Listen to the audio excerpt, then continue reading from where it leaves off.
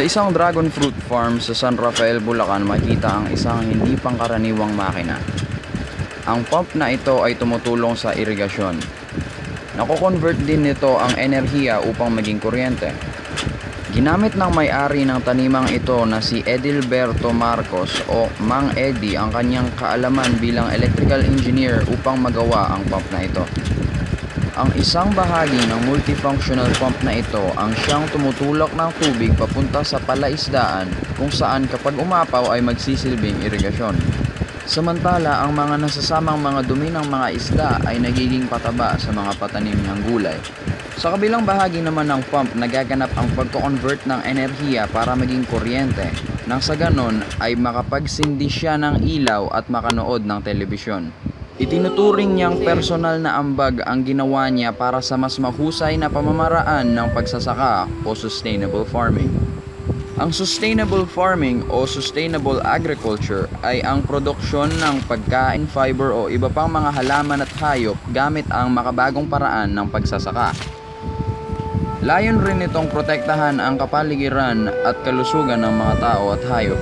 May 4 na benepisyong makukuha mula sa sustainable farming ayon sa website ng Grace Communication Foundation, isang non-governmental organization sa Amerika na nagtataguyod ng sustainable development.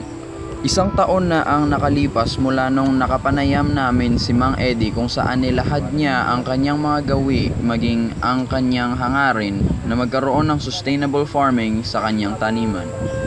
Ang tanong ngayon, nararanasan pa rin ba ito ng taniman ni Mang Eddie?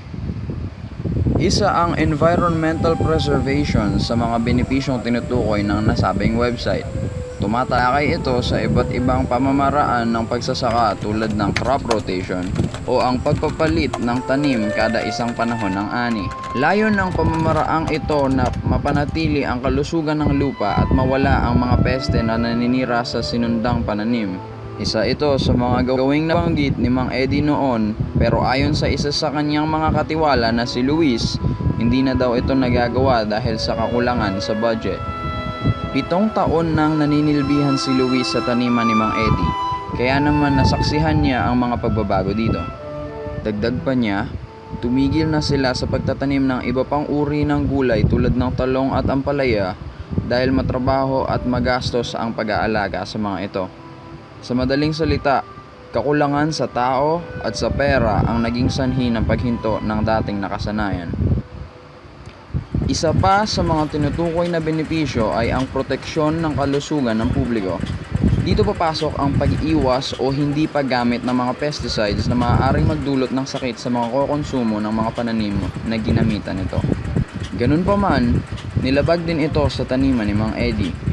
Binunyag ni Luis na gumagamit sila ng mga pesticides paminsan-minsan o kaya naman ng patabang agro na bagamat hindi nakakapatay ng mga peste ay nakapagpapaalis naman sa mga ito. Pagsusustento naman ng isang marapat na sahod para sa mga trabahador ang ikatlong benepisyo. Tulad ng dalawang nabanggit, nilabag din ito sa taniman ni Mang Eddie.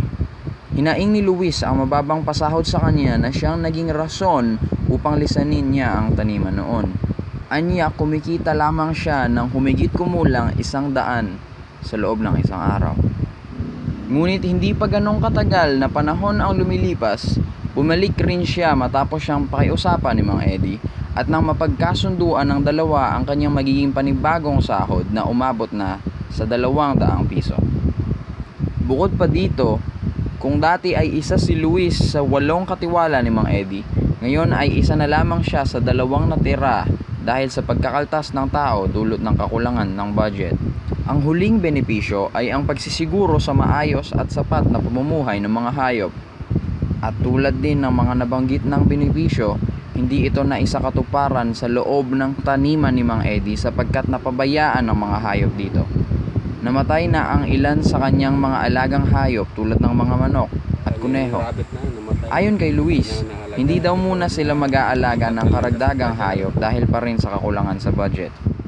Sinabi rin ni Luis na nakadagdag pa sa rason kung bakit nagkukulang na ng budget si Mang Eddie ang pagkakalubog sa baha ng mga tinda niyang byproducts ng dragon fruit gaya ng sanitizer, tikoy, wine at jam noong tinamaan ng bagsik ng bagyong Lando ang pangunahing pwesto nila sa Mandaluyong.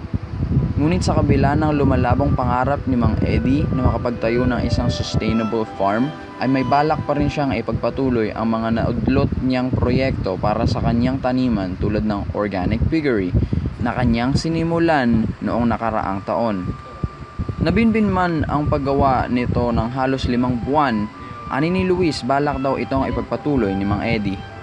Ang babuyang nais ni Mang Eddie na magkaroon ay lalagyan ng ipa sa lapag na may taas na halos 12 pulgada upang masipsip ang ihi ng mga baboy at hindi gaanong mangamoy ang dumi ng mga ito.